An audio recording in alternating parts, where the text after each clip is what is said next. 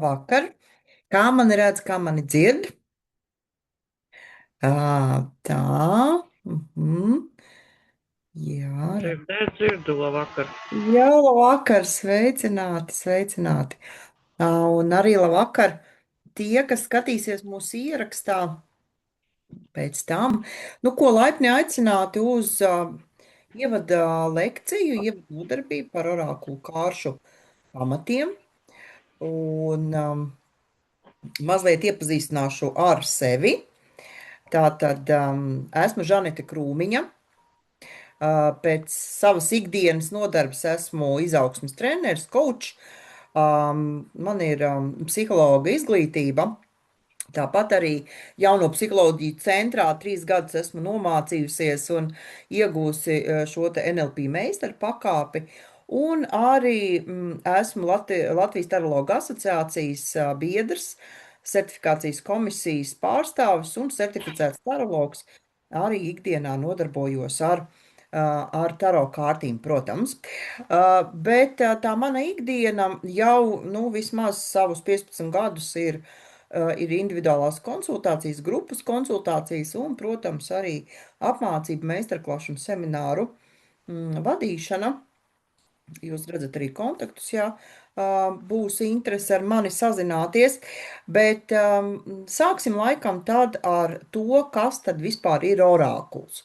Ja, kas ir orākuls? Tātad orākuls, ja mēs ņemsim tādu klasisko terminoloģiju, tas ir termins, kas vēsturiski attiecās uz personu, vietu vai rīku, caur kuru tiek uzskatīts, ka nu, šī te dievišķā enerģija, jeb augstākie spēki, sauciet kā gribat, ja, šīs te gudrības tiek nodotas cilvēkiem. Ja. Un orākuliem bieži pievēršās, nu tiešām, lai it kā saņemtu šīs atbildes uz svarīgiem jautājumiem, vadību, vai varbūt kaut kādus paredzējumus par nākotni, ja. Tas tāds ir tāds vairāk vēsturisks ieskats. Mūsdienās orākuls šis termiņš tiek paplašināts, jā, jo var apzīmēt arī vienkārši personu vai pat veselu sistēmu, jā, kas nodrošina tādu skaidrojumus, arī viedas nu, skaidrojumus vai viedus viedokļus. Ja? Es pat teiktu tāds ekspertu viedokļus, ja, kaut kādās konkrētās jomās. Kas tad ir orakulu kārtas? Nu, tās ir, protams, šis te rīks, ko mēs varam izmantot garīgajā praksē. Jā, tātad, lai iegūtu šīs te kaut kādas vadības, skaidrības, iedvesmas, bet mūsdienās arī visnotaļ zinātniskas jomas, tādas kā psiholoģija, tādas kā coachings, tādas kā daudz radošās profesijas, sāk izmantot šīs te orakulu kārtas arī atkal daudz dažādu iemeslu pēc, lai dabūtu atbildes, lai pētītu sevi, lai pētītu citus, pētītu pasauli, jā. Tātad, un par to mēs arī runājam šajās četrās nodarbībās. Lūk, atšķirībā, ja kāds noteikti zina šīs te taro kārtas, tad atšķirībā no tarām kārtīm, orakulu kārtas ir krietni tādas elastīgākas. Ja? Tur nav ļoti, ļoti spēcīga struktūra, kā tas ir taro kārtīm. Ja viņas ir elastīgākas, viņas ir bez tādiem īpašiem, varbūt kaut kādiem piesaistēm, skaidrojumiem konkrētiem. Ja? Tas ir vairāk uz intuīciju. Nu, tad paskatāmies, ko tad orakulu kārtas, jeb kāda ir orakulu kāršu mūsdienīga pieeja, ja? Kur pēc savas būtības mūsdienā tās kārtas var izmantot, jo kāpēc radās vispār šī programma, šīs apmācības? Tāpēc, ka savā laikā ļoti daudz cilvēki nāca pie manis un teica, Žaneta, man ir ļoti daudz dažādas orakulu kārtas, bet es nezinu, ko ar viņām darīt. Es vispār pat nesaprotu, ko ar viņām darīt, ja? Kāpēc viņas? Tad, lūk, es sapratu, ka jāuztaisa tāds tiešām īsts ievads no 4 nodarbībām, kur es pastāstu tos pamatus, jo izmantot orakulu kārtas var ārkārtīgi plaši. Nu tad kā? Pirmam kārtam jau tā kā viņu izmantojuši ir gadsimtiem kā prognostikas rīku. Jā, tātad kā prognostikas rīku, kas jā, dod iespēju varbūt caur šo te intuīcijas, cilvēku intuīciju, skatīties varbūt kaut kādus notikums, situācija, prognozes, jā, bet man šeit ir jāuzsver šis vārds prognozes. Jā, tā nav zīlēšana, tā nav kaut kāds absolūts rīks, kas saka, tagad tā būs un viss, jā. Tā ir prognostika. Caur orakulu kārtīm mēs kā prognostikas rīku varam noteikti meklēt kaut kādas cēloņu un seku sakarības, protams, arī risināt un meklēt kaut kādus risinājumus problēmu situācijām. Tas ir tas pamats. Bet mūsdienās orakulu kārtis var izmantot kā projektīvo metodas rīku.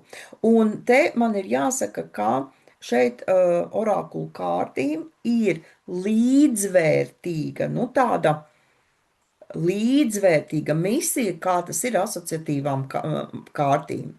Jā, metaforiski asociatīvām kārtīm, jeb MAK, un tās ir atkal kārtas, kuras iet šo uzvaras gājienu šodienās, mūsdienās. Ja? Līdz ar to arī ļoti daudz modernas orakuli, kas ir izstrādāti mūsdienās, kas veicina šos te pašattīstību, principus var izmantot kā projektīvo metodi, tātad strādājot gan ar sevi, gan ar pašizziņu, ja? Gan, protams, arī pielietojot tātad darbā ar klientiem, ja? Kur caur orakulu kārti mēs varam mēģināt ieskatīties mūsu zemapziņā, mūsu domās, emocijās, ja, un celt viņus ārā un verbalizēt un tiešām rast risinājumus. Kā orakulu kārts kā introspekcijas palīgs. Un šeit var atkal tieši tas pats kā ar metaforiski asociatīvām kārtīm, arī caur orakulu kārtīm, kur vēl ir klāt ļoti bieži šie te tādi vēstījumi, jā? Vēstījumi, kas liek aizdomāties, var interpretēt caur viņām, palīdzēt izprast izjūtas, palīdzēt izprast notikumus, atkal šis cēloņu seku sakarību, jā, var paskatīties dažādus rīcības modeļus, kāpēc tā notiek, jā, tātad, lūk, rast tiešām tādus insightus caur šīm te kārtīm, un atkal gan pašam strādājot, gan, protams, arī ar klientu strādājot. Radošās domāšanas veicināšanai. Ļoti daudz radoši kreatīvi cilvēki, kā iedvesmas, ņem palīgā orakulu kārtas. Jo, saprotiet, tie attēli, kas mūsdienās, jo tagad dabūt to attēlu gatavu gan caur mākslīgo intelektu, gan arī, protams, caur māksliniekiem, ja, kas caur radošumu. Tās kārtas dažbrīd ir tik ļoti pilnas ar tādām enerģijām, ar tik ļoti spēcīgiem impulsiem, ja, kad caur šīm kārtīm tas radošums cilvēkam ļoti, ļoti labi attīstās. Ja? Tātad jauniem projektiem, radošajām idejām, kaut kādām risinājumiem, ja, projektu risinājumiem mēs noteikti varam izmantot arī orakulu kārtas, un to es arī 4. nodarbībā, kas mums ir paredzēta šajā ciklā, es arī stāstu par šo te pašattīstības un radošuma orakuliem, kādā veidā viņus var izmantot. Kā konsultāciju papildinājumu. Un te man ir jāstāsta laikam sava pieredze, jo strādājot, piemēram, ar klientiem, ar dažādām problēmām, kā coach, kā tarologs, ir reizes, kad ir tam klientam jāpasaka tā, varbūt tā skarbā patiesība, ja? Un Un tad, kad es redzu, ka tas klients tā mazliet sagumst, jā, un saprot, ka nebūs viegli, tad lūk, lai no manas konsultācijas cilvēks aizietu nevis ar absolūti tādu sagrautu, grūtsirdīgu, jā, skatu uz dzīvi, tad es ļoti bieži konsultācijas beigās, piemēram, iedodu gaismas orakulu kārtas vai ļoti bieži šīs te eņģeļu kārtas, ja, par kurām es arī stāstu šajā te nodarbību ciklā, tad par eņģeļu kārtīm, ja, kas jau pašas pēc sevis, pēc savas būtības ir gaišas ar tādu cerību, ja, un cilvēks, kad saņem šo eņģeļu kārti, tu ieraugi viņa sejā mazliet to, tādu cerību.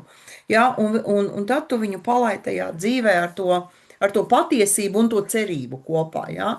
Un kopā tas dažbrīd ļoti, ļoti var labi norezonēt un tiešām dot klientam lielu pienesumu. Orakulu kārtis var izmantot arī kā stāstu veidošanas instrumentu. Ja? Ir dažādas tehnikas, dažādas metodes, kad caur šīm tādiem intuīcijas insaitiem mēs varam izveidot par sevi stāstu vai, teiksim, tagadnē, vai pagātnē, vai nākotnē. Ja? Tātad savalkot varbūt visas trīs tagadne, pagātne, nākotne, savalkot vienā laika līnijā, ja mēs izprotam kaut kādu situāciju. Bet caur šīm orakulu kārtīm var veidoties stāsts, ja, kas dod mums ļoti bieži, un arī klientam ļoti bieži šo sapratni, kas tad ar mani notiek, vai kas tad ar mani tur notika, un kāpēc tagad šajā momentā tas ir tā.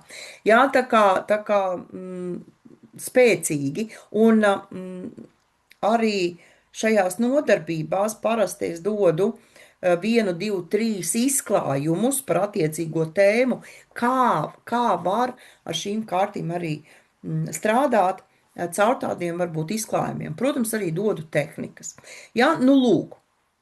Tātad orakulu kāršu varbūt tādi galvenie mērķi, ko mēs apskatāmies un ko mēs mēģinām saprast šajās 4 lekcijās, tad tas ir, iedrošināt cilvēku pašizpētēji un, protams, orakulu kārtas ļoti labi attīsta intuīciju.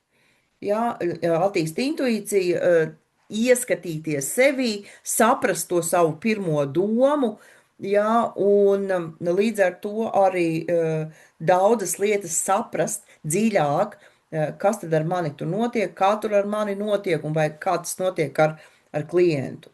Otrs, orakulu kārtīm noteikti ir īpašības, kuras spēj dot kaut kādas atbildes uz uzdotajiem jautājumiem, vai konkrētāk caur orakulu kārtīm uzdodot jautājumus viņām, cilvēks spēj saskatīt šajās kārtīs atbildes.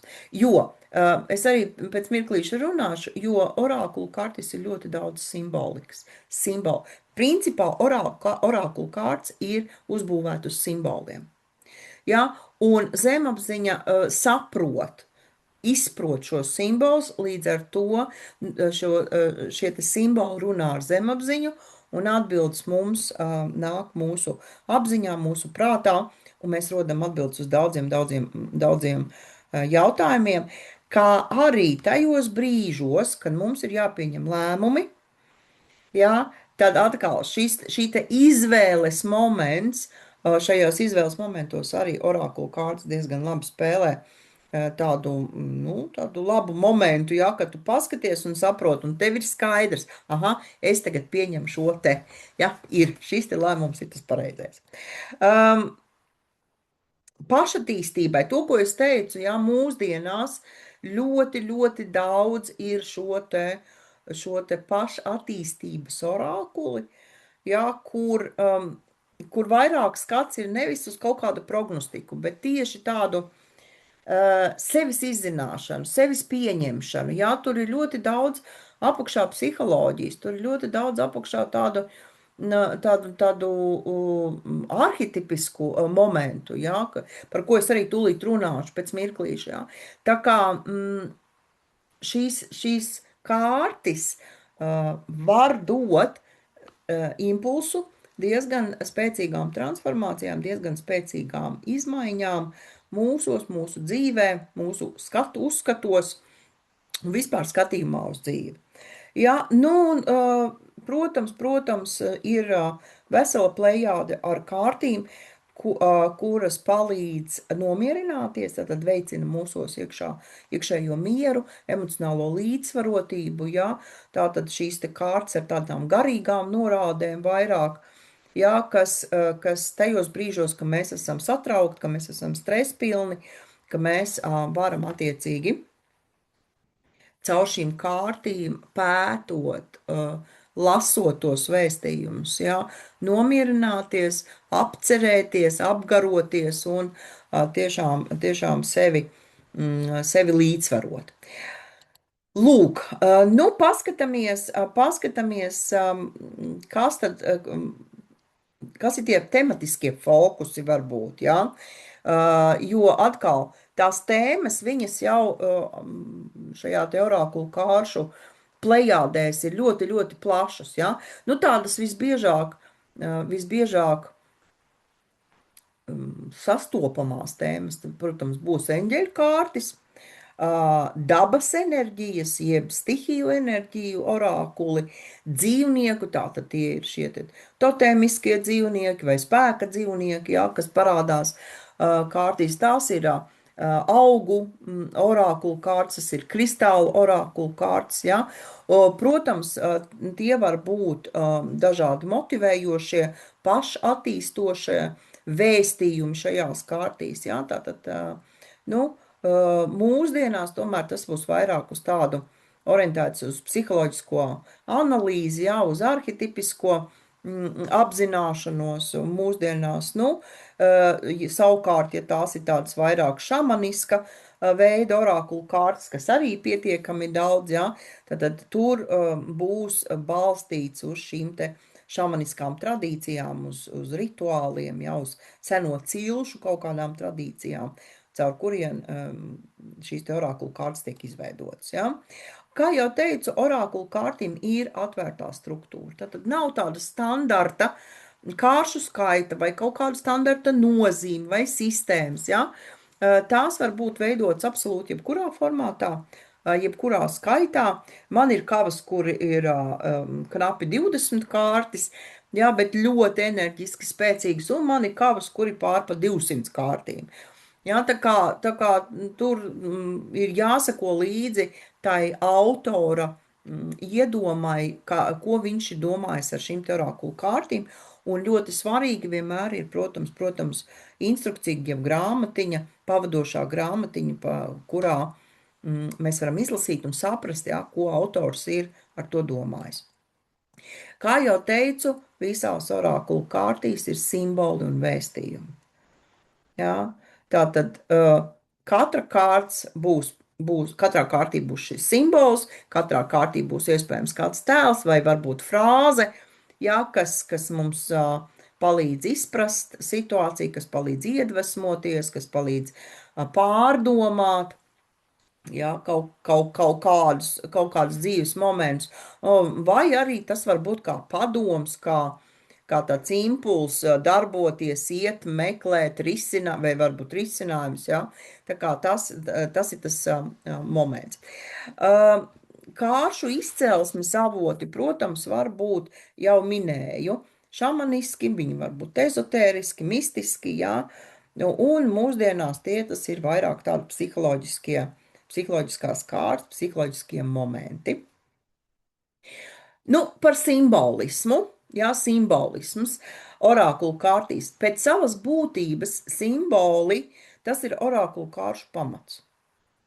Jā, simbolisms tas ir caur šiem attēliem, caur formām, caur krāsām vai priekšmetiem, jā, tiek attēlotas dziļas idejas, emocijas vai kaut kādas patiesības, jā, Un, kā jau es teicu, tieši simbols ir tas, kas intuitīvi tiek nolasīts, tad zemapziņa intuitīvi nolasa šo te simbolu, jā, un caur simboliem viņa tālāk dod mums atbildi.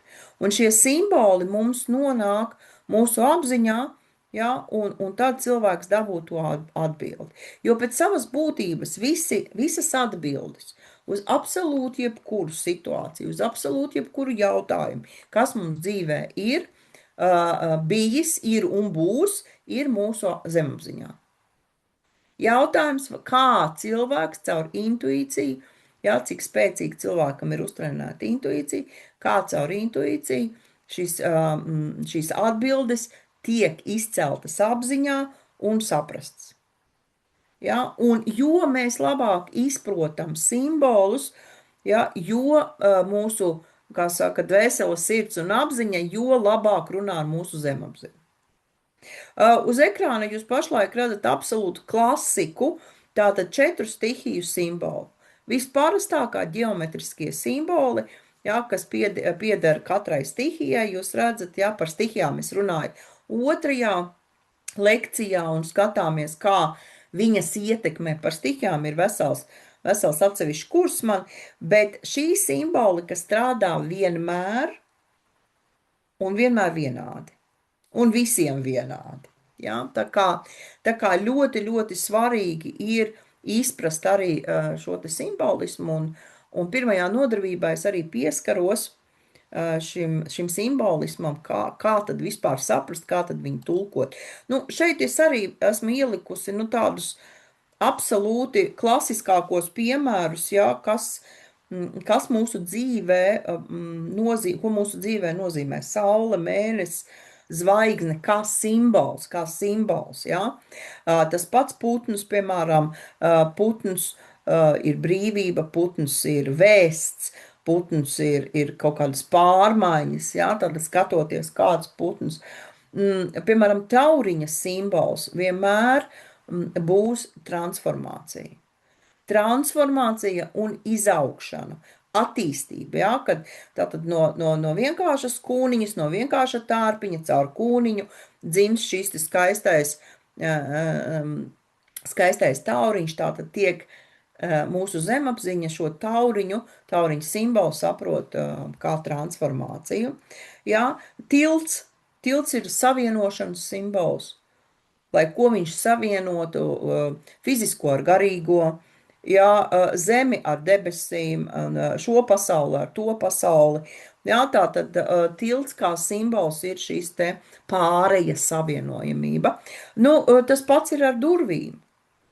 Ja, mūsu zemapziņā durvis ir atkal simbols iespējām, ja, iespējams kaut kādām pārējām, jauna sākums vai pagātnes aizslēgšana, ja, lūk, tāpēc arī durvju simbols ļoti daudz orakulu kārtīs parādās tieši ar to domu, ka kādā veidā tad, kur mēs ejam, kas ir tās durvis, ko mēs varam vaļā vai varam ciet, jā, vai stāvam, kā saka, starpā un caurvējā, jā, un nevaram pieņemt lēmumu, jā. Tad, lūk, šis simbols ļoti spēcīgi strādā orakulu kārtīs. Tad, kad mēs ņemam, ja nemaldos, 3. nodarbībā šīs te dzīvnieku orakulu kārtas, spēka dzīvnieku orakulu kārtas, tur ļoti interesanti arī kādā veidā katrs dzīvnieks iemieso kaut kādas konkrētas rakstura īpašības. Ja, kādā veidā tad mēs saprotam, kuras rakstura īpašības mēs, piemēram, varam no sava spēka dzīvnieka paņemt, un kuras mēs varam ņemt vērā, kad, jā, tur tas ir tā ēnas puse šim dzīvniekam. Ja, ziedi, vispār ziedi kā simboli ir šis skaistums, bet ļoti bieži viņi ir mīlestības, jā, vēstneši, bet simbols arī runā par to, ka zieds ir ļoti ievainojams.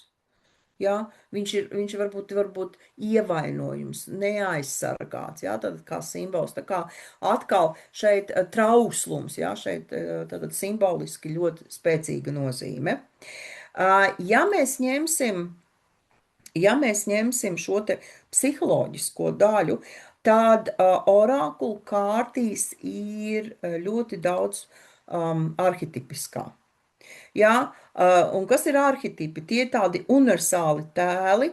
Viņi var būt modeļi, viņi var būt kaut kādi tēli kā figūras, jā, kas dzīvo mūsu kolektīvā zemapziņā. Un šveiciešu psihologs Kārls Gustavs Jungs noteikti ir zināts vai dzirdēts tāds, tad pirmo reizi viņš definēja šos te arhetipus, ja, un viņš uzskatīja to, ka šie nu, tādi kolektīvās zemapziņas tēli ir kā cilvēces vai cilvēku pieredzes kodi. Jā, un es tūlīt apmēram nosaukšu, jūs sapratīsiet, kas tie ir par arhetipiem, jo Jungs teica, ka šie arhetipi, viņi principā mājo katrā cilvēkā. Ja? Katrā cilvēkā tikai viņi lien ārā kā tādas lomas noteiktos situācijās, noteiktās dzīves brīžos varbūt, vai noteiktos kaut kādos cilvēkos, pēc rakstura, pēc savas uzvedības paterniem. Ja? Un šie te arhetipi, viņi visbiežāk mums ir zināmi no pasakām. Pasakas, mīti, teikas, ja, kur tad ir šī te varbūt tautu folklora, bet viņi var parādīties sapņos, ja, un ļoti daudz arhetipiskā orakulu kārtīs ir šīs te lomas, šie tēli, ja, atkal ņemot vērā noteiktu varbūt tematiku orakulu kārtīm, šis arhetipiskais tur ir, un mēs atkal varam mēģināt saprast, ko tad autors ir domājis ar to. Nu, tādi atkal piemēri arhetipiem, ko mēs redzam orakulu kārtīs ļoti bieži, tas ir tātad mātes arhetips, mātes tēls, ja, kas ir beznosacījuma mīlestība, kas ir aprūpe, kas ir dzīvības devēja, ja, māte, pasaule. Un, protams, katram arhetipam ir arī sava ēnas puse, jo mātes arhetips var būt arī pārāk liela pāraprūpe, ja, kas jau ir vairāk, tā kā negatīva. Bet, lūk, arī, teiksim, orakulu kārtis, tās, ar kurām mēs strādājam ar cilvēka ēnu, jeb tās saucamās ēnas orakulu kārtis, ja, tad, lūk, šeit arhetipiskais mātes tēls var parādīties šajā pāraprūpē. Ja, pāraprūpas kaut kādā uzvedības modelī. Ja? Varonis kā arhetips, ja? Mēs zinām, ka mūsu priekšstatos varoņi ir drosmīgi, ja? Viņi uzdrīkstās, viņi ir bezbailīgi, ja? Viņi iet uz priekšu un drosmīgi cīnās, bet, protams, arī šeit var būt ēnas puse, kad varonī var būt pārlieku liela vēlme riskēt, ja? Kas atkal strādājot ar, piemēram, ar ēnas pusēm, ar orakulu kārtīm ēnas pusēm, jā, mēs varam šo te izcelt un saprast, ka tur varbūt bišķiņ jāpiebremzē. Jā.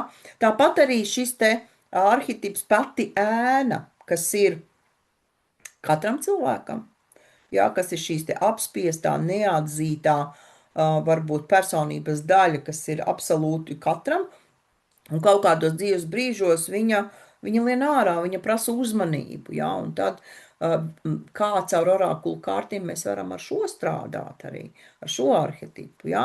Nu, skolotājs kā arhetips, kā tēls, ja, gudrība, pieredze, viedums, zināšanu nodošana, ja, un, protams, muļķa arhetips, ja, muļķa arhetips, kas ir dzīves prieks, kas ir vieglums, ja, kas ir jauns sākums. Lūk, tātad, šādā veidā orakulu kārtīs var spēlēties šie tie arhetipi. Ja? Jo, ja simboli orakulu kārtīs parāda, šīs te ideju, kaut kādu vai sajūtu vai emociju, tad arhetipiskais iemiesos, šo konkrēto arhetipu vai lomu, ja, ko mēs ļoti daudz dzīvē spēlējam, kaut kādās noteiktās situācijās, noteiktās dzīves posmos un tā tālāk un tā joprojām. Nu, lūk, Nu, lūk, ko mēs kursā apskatām sīkāk? Uh, Pirmais mēs apskatām eņģeļu un mitoloģisko būtņu tātad sīkāki kārtis, ja, kur ir otrā nodarbībā, kur ir tātad, kas ir eņģeļu kārtis, kas ir dievību kārtis un kas ir mītisko personāžu kārtis, ja. Tādi trīs tā kā bloki, skaidroju, dodu kavu apskatu, tos, ko es esmu pārbaudījusi un atzinusi, kā saka, atzinusi par strādāt spējīgām kārtīm, jo man ir diezgan apjomīgs tas kāršu tāds arhīvs ritīgs, jā. Un tā tad skaidroju, kā saprast, kā izprast, kāds ir izklājums, ko ar viņām var darīt. Jā, tā tad lūk. Tad mums ir spēka dzīvnieki un dabas orākuli, kur mēs skatāmies stihiju kārtis, orakulu kārtis, spēka dzīvnieku kārtis, mazliet pieskaramies šīm te dabas, pašām dabas kārtīm, un arī, nu, ļoti minimāli, bet tomēr pieskaramies un skatāmies minerālu kārtis, minerālu orākulu un augu orākulu, jā, tādus, nu, ko ar viņām darīt, kā ar viņām apieties un kādas viņas mēdz būt. Nu, un trešais tad ir šī te pēdējā nodarbība, kuri ir dziednieciskās un paša attīstības orākulu kārtis, kur mēs ņemam un skatāmies kārtis, kas var dot nu, tādu stimulu uz pašu izdziedināšanos, dziedināšanos. Šeit mēs skatāmies vairāk čakru kārtis, tad kādas kārtas var pielietot, piemēram, čakru diagnostikā vai darbam ar enerģetiskiem centriem, jā. Var arī paskatīties psihosomatiskās, kādi psihosomatiskie momenti, jā, ir čakrās un kādas kārtas var attiecīgi arī dziedināt, jā, nu, caur viņām var mēģināt šo te dziedināšanu. Nu, un paša attīstība šeit ir tātad motivējošās, šeit ir tādas, nu, tādi iedvesmas, jā, kārtis, kas attiecīgi motivē cilvēku iet, darīt, nepadoties, jā, un attīstīties uz priekšu.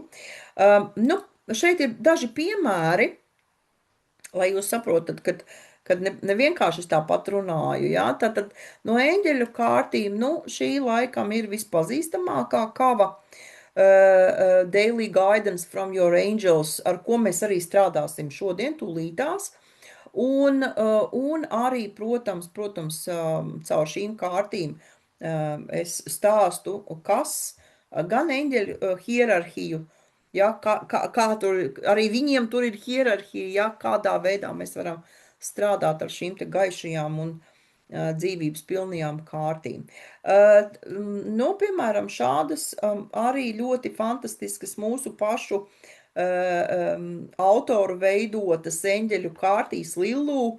Viņas var izmantot arī kā metaforiskās kārtas, bet es viņas arī izmantoju kā eņģeļu kārtiņas, ļoti burvīgas. Nu, dabas orākuli. Jā, šīs kārtas ir arī tās, ar kurām mēs strādājam otrajā nodarbībā. Ārkārtīgi, jāsaka, interesantas, tādas kārtas, kas ir jāpēta. Un šī ir mana viena no mīļākām kavām, tad, kad man ir ļoti bēdīgs garstāvoklis. Tad es ņemu lielo lupu, šīs orākulu kārtas un skatos un pētu, jo tur ir tik daudz detaļu, tik daudz interesantu, pilnīgi var ieiet tajās kārtīs, iedziļināties, ja? Un šeit arī šī saistība, kādā veidā tad mēs vispār esam saistīti ar dabu, ja? Ar dabu, un ko mēs varam mācīties no dabas, izmantojot arī šīs orākulu kārtas.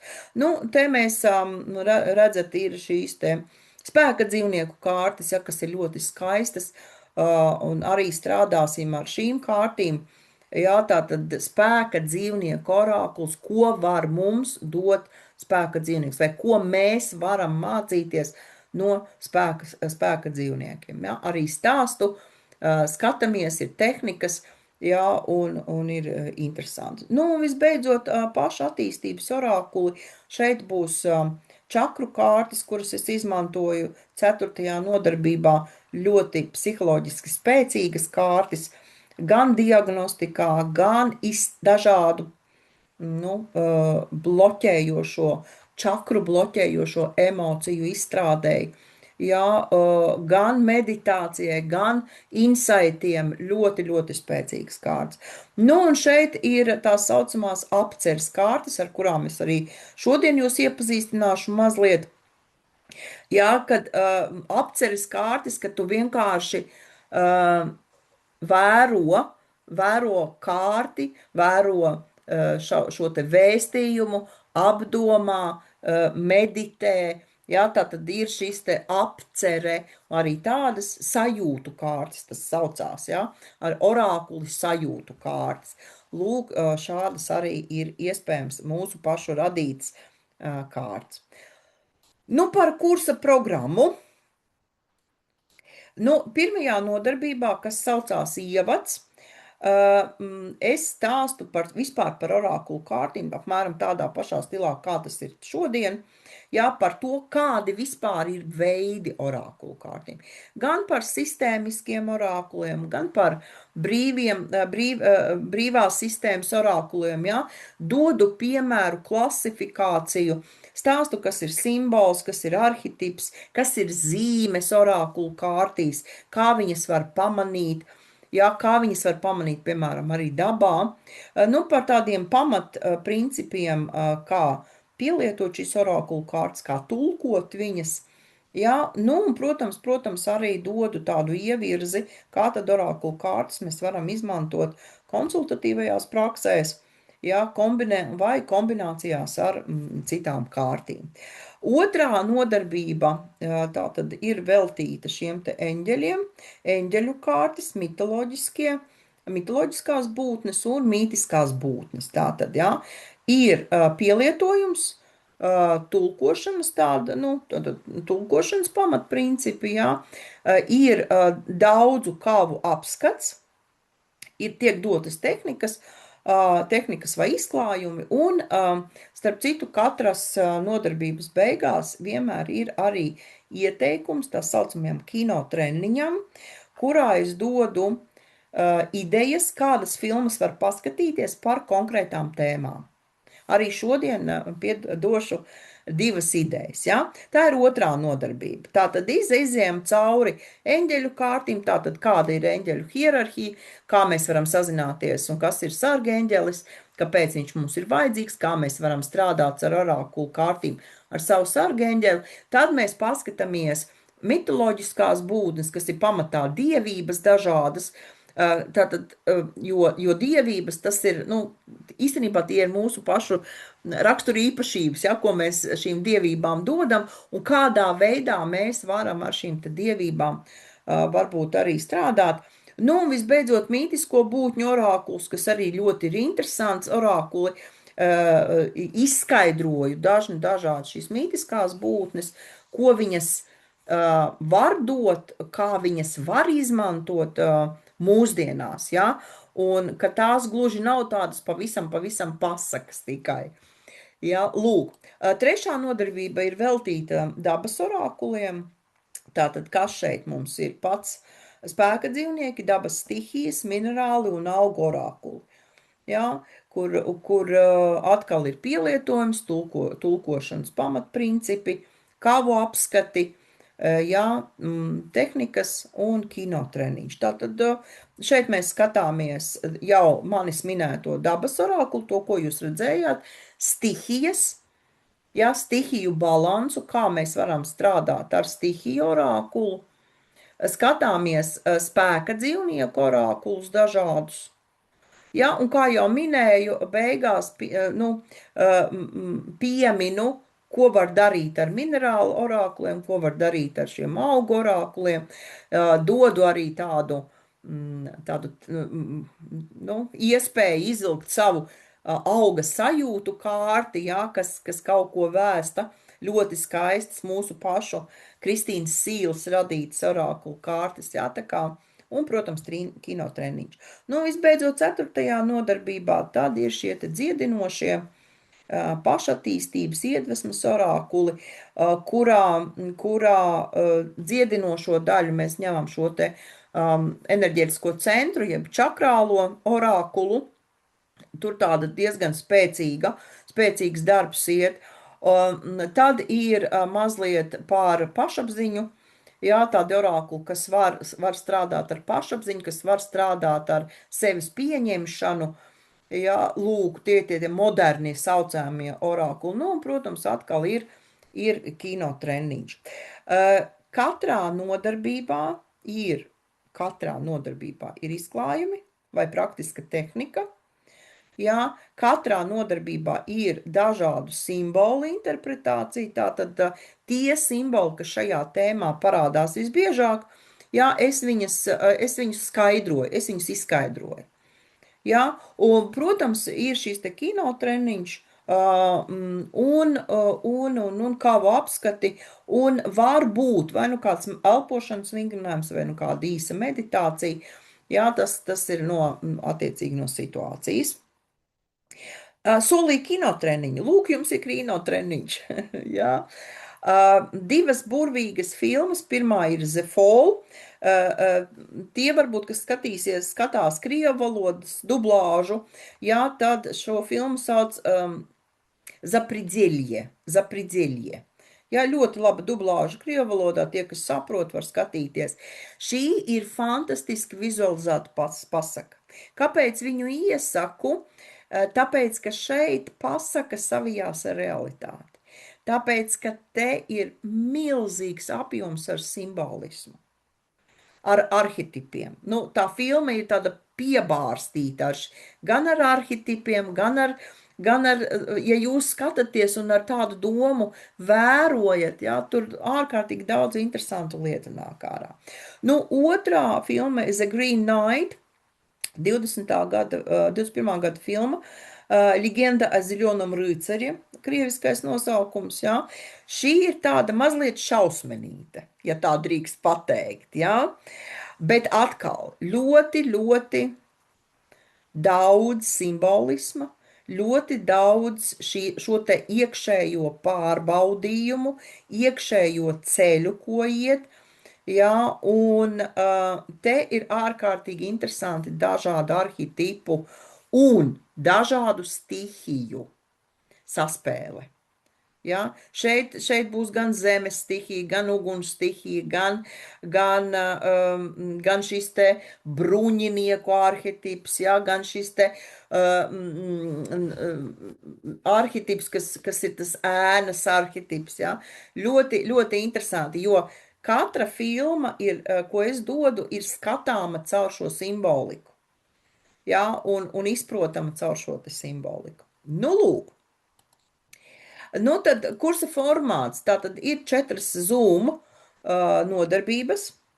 Kopā tās ir 13 akadēmiskās stundas, tātad parasti viena nodarbība notiek vakarā, kā jūs redzat, no 7:30 līdz 9:00. Var mazliet ievilkties, tāpēc, ka ir citreiz tā, ka, ja ir vairāk cilvēku, jā, tad tās praktiskās tehnikas mazliet ievalkās, nu, tad mēs pārvalkam pāri tiem 9, jā. Tātad 2,5, nu, līdz 3 stundām tā viens nodarbība notiek, jā, un auditorija, jā, vai kam tas kurs ir domāts, nu, principā jebkuram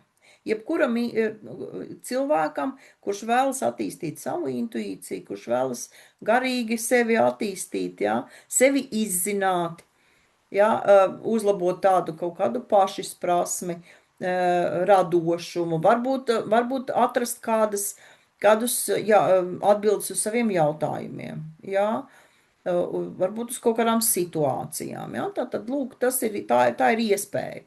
Nu, un, protams, arī kā papildu rīks gan terapeitiem, gan palīdzošām profesijām, jā, prakšu vadītājiem, tātad klientu konsultācijās. Attiecīgi pēc katras šīs te nodarbības jūs saņemat nodarbības ierakstu, Ja, jūs saņemat metodiskos materiālus PDF formā, kas ir prezentācija, kas ir papildu materiāls ar aprakstu, jā, un to visu jūs saņemat slēgtā Facebook grupā. Ja nav, ja cilvēks nav Facebookā, protams, mēs mēģinam meklēt citu risinājumu, kādā veidā nogādāt gan ierakstu, gan materiālus. Nu, lūk tā, bet es